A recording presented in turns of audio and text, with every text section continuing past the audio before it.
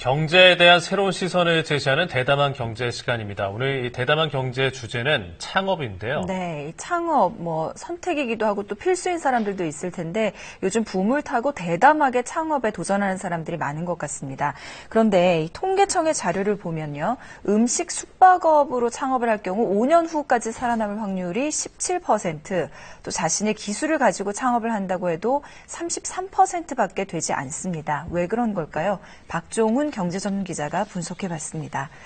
좀 더 고무적인 소식이었으면 좋았을 텐데요. 네, 이 미국을 대표하는 기업 포드의 기업 로고와 미국의 대표적인 애니메이션 제작사 디즈니의 대표 캐릭터 미키마우스입니다. 네. 이 창업자인 헨리 포드와 월트 디즈니, 이 두 사람의 근데 공통점을 혹시 알고 계신가요? 이 첫 번째 공통점은 물론 큰 성공을 했다는 거죠. 또 다른 공통점이 있다면 뼈아픈 파산의 경험이 있었다는 건데요. 미국을 대표하는 자동차 기업인 포드사의 창업자인 헨리 포드는 1899년 자동차 회사를 만든 적이 있었습니다. 하지만 젊은 포드가 완벽주의를 고집하는 바람에 2년 동안 고작 20대밖에 생산하지 못하다가 결국 1901년에 파산하고 말았던 거죠. 하지만 포드는 이런 실패를 바탕으로 2년 뒤 포드 자동차 회사를 설립해서 마침내 세계 자동차 시장을 선도하기 시작했습니다. 미국의 대표적인 애니메이션 제작사인 이 월트 디즈니도 배급업자에게 속아서 파산을 한 적이 있었거든요. 하지만 여기서 얻은 경험을 바탕으로 1928년 인류 역사상 가장 성공한 캐릭터가 불리는 미키마우스로 놀라운 재기에 성공했습니다. 실패 후 재기에 성공한다. 이 드라마나 영화에서나 볼 수 있는 얘기지만 이 현실에서는 그리 녹록치 않은 얘기인데요. 이들이 재기할 수 있었던 가장 큰 이 힘은 과연 무엇이었을까요? 물론 개인의 의지도 중요한 역할을 했겠지만 외부 환경에서 찾으려면 미국의 효율적인 파산 회생 제도가 큰 역할을 했다고 볼 수 있습니다.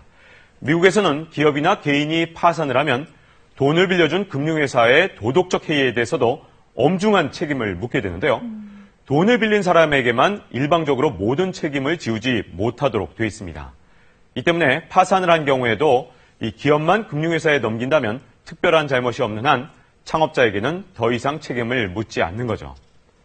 이 같은 금융 시스템을 갖추고 있었기 때문에 실패한 창업자는 실패의 경험을 바탕으로 얼마든지 재기에 도전할 수 있게 됩니다. 덕분에 미국에서는 쓰디쓴 패배를 밑거름 삼아서 세계적인 회사를 키우거나 유명인이 된 사람이 많았습니다. 하지만 우리나라의 상황은 어떨까요? 우리나라는 대출을 해준 금융회사에 책임을 묻기보다는 대출을 받은 창업자에게 무한 책임을 지게 합니다. 이 때문에 우리나라에서는 금융회사가 단지 창업자에게 담보가 있는지만 확인하면 되기 때문에 위험을 관리하는 금융기법을 개발할 이유가 전혀 없는 거죠. 우리나라의 창업이 위험한 도박이 될 수밖에 없는 또 한 가지 이유가 있는데요. 뛰어난 제품을 개발해 창업을 한다고 해도 우리나라에서는 이 시장을 장악하고 있는 대기업으로부터 이를 지키기가 쉽지 않은데요.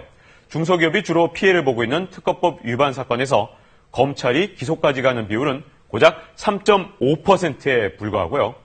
또 재판이 간신히 간다고 해도 대기업을 상대로 한 중소기업의 특허 분쟁 승소율은 2009년 45.2%에서 2013년에는 36.6%로 점점 낮아지고 있습니다. 이처럼 자신의 아이디어를 보호받기조차 힘든 나라에서 누가 과연 선뜻 창업에 나설 수 있을까요? 이 때문에 뛰어난 특허를 개발해놓고도 사업을 시작하지 못하고 외국의 특허 전문 회사에 자신의 특허를 파는 사람들이 적지 않습니다. 괜히 창업했다가 대기업의 아이디어를 뺏기느니 차라리 해외에 파는 쪽을 택하는 거죠. 이 때문에 우리나라 사람들이 발명한 특허를 미국 회사에 로열티를 주고 써야 하는 한심한 상황이 연출되는 경우도 허다합니다. 이에 비해 미국에서는 대기업이 신규 창업 기업의 아이디어를 빼앗거나 시장 질서를 어지럽힌 불공정 행위가 적발되면 아무리 영향력이 큰 회사라 하더라도 강력하게 처벌합니다. 대표적인 사건이 바로 석유왕으로 불렸던 록펠러의 스탠더드 오일이라고 할 수 있는데요. 시장 질서를 어지럽힌 사실이 드러나자 1911년 미국 법원은 회사를 아예 해체해버렸습니다. 대기업을 해체하는 것이 당장은 미국 경제에 악영향을 줄 수도 있지만 장기적으로는 시장 질서를 바로 세우고 창업을 촉발시켜서 나아가 미국 경제를 더 큰 이익을 안겨줄 것이다. 이런 확신이 있었기 때문이죠. 창업을 통해 우리 경제의 재도약을 꿈꾼다면 먼저 창업이 성공할 수 있는 토양부터 만들어 놓아야 합니다. 더구나 패자부활전이 없는 나라에서 창업은 일회성, 전시성 사업이 될 수밖에 없는데요. 우리 경제를 되살릴 수 있는 유일한 희망인 창업이 오히려 우리 경제를 나락으로 끌고 가는 또 다른 위기 요인이 되지 않게 하려면 무엇보다 창업 생태를 보완하는 것이 시급한 과제가 아닐까 생각됩니다. 우리나라에서도 세계에서 세 번째로, 아시아에서는 최초로 구글 캠퍼스가 문을 열었습니다. 구글 캠퍼스라는 게 이 창업 기업을 위한 입주 공간을 만들고 이 창업을 하려는 사람들을 지원하기 위해서 그렇게 만든 것인데요. 해외 캠퍼스와의 교환 프로그램도 하기 때문에 미국의 창업 문화를 배울 수 있는 기회가 될 것 같습니다.